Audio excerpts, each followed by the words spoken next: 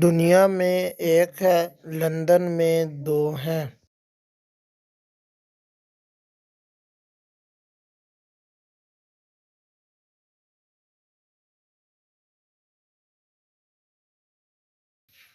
जवाब है नून। दुनिया में एक, लंदन में दो।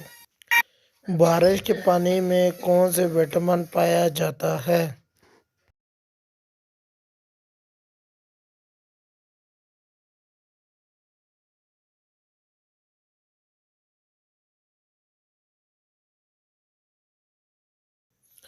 Vitamin B12।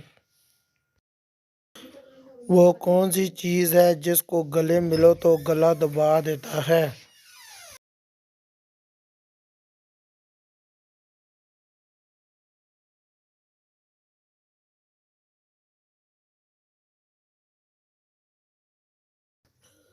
टाई।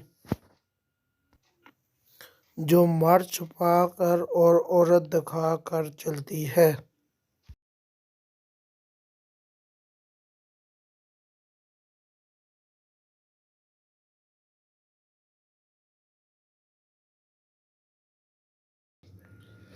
पर्स।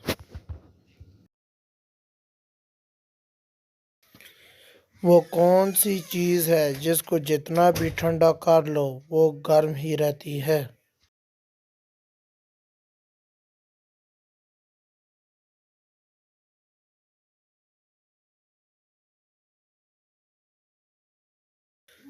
गरम मसाला।